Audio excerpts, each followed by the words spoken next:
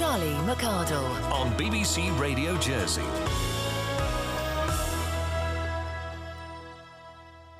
This week on BBC Radio Jersey, we've been talking books in a really big way. It's the launch of the BBC Children's Author Season, and we've been hearing from both authors and those gorgeous children about what makes a good read and why. But how do children's books transition onto the big screen?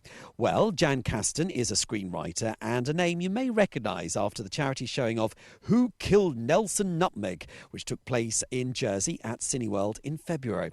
Alongside her screenwriting duties, Jan is an author of Who Needs Friends Nelson Nutmeg. Earlier today, Jan told Annie Nolson about her Jersey connection. I've lived here all my married life and a little bit more as well.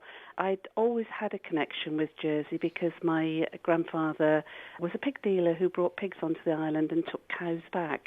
So we'd known Jerseys and families, and I came over here and met my husband over here. My screenwriting is my main form of writing.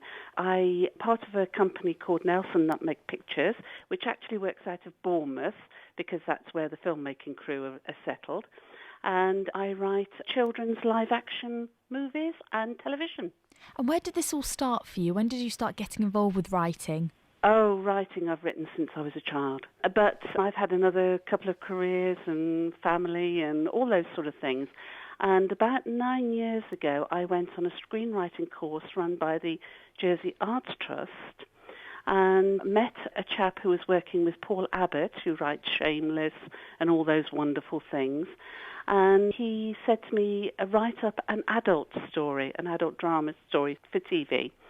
I then put that into a competition called BAFTA Rockcliffe, and I shortlisted, and I'd only been writing 6 weeks. So I'd suddenly found the form of writing that suited me the best. Wonderful. And when was the Nelson Nutmeg character created? In early 2014, there's a strong Jersey writing community over here, but most of it is to prose or poetry. So screenwriters are a bit thin on the ground over here. And I, part of a Southwest writing group, I go into Poole in Dorset. And I met two chaps called Tim Clegg and Danny Stack, both of them professional writers and filmmakers. And I've known them for 8-9 years.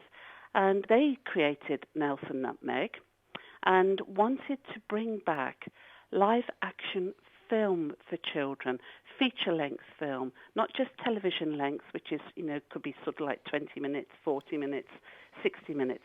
They wanted to bring back a film that would show in the theatres, the cinemas. And so put their money behind it. I gave them a bit of encouragement. They asked me if, whilst they were shooting the film, if I could write the book of the characters, how the characters met. And that's how this book, Who Needs Friends Nelson Nutmeg, came about. They were such strong characters that it was no problem at all for me to do it. And tell us about these characters in your book. Well, they're a group of misfit kids. They meet on a holiday on the Jurassic Coast in a caravan park where Nelson Nutmeg is the 6-foot mascot. He's a man in a squirrel suit, basically, and he does things like the squirrel dance, and he entertains the littlies at a caravan park. But these kids are getting on, they're growing up, and they're feeling like misfits. There's Billy, real name Wilhelmina. She's 11 years old. She meets the Colonel, who is a girl who wants to be a boy, and Shiv, who's a laid-back fella, all 11, and Woody. Woody's only 9, and Woody absolutely adores Nelson Nutmeg, but the other kids think he's a bit naff for thinking that. And why do you think these characters work so well and appeal to children? Because they're like themselves. Kids love hearing stories about kids just like they are. And these are kids with problems, with fun in their mind, kids who like other kids. They want to be friends, but making friends isn't always easy. And sometimes you have to have something odd that brings you together, and you realise that you are kindred spirits and that you can go off and hatch a plot together. What other things make a good children's book nowadays, would you say? A good children's book, it has to be something that children can latch onto. So it's got to be something that fills a dream for them. They might dream of riding ponies. They might dream of going to space. They might dream of being the next techno whiz. A lot of kids are into IT and into using their tablets and whatever, but not every kid is. And kids still like each other.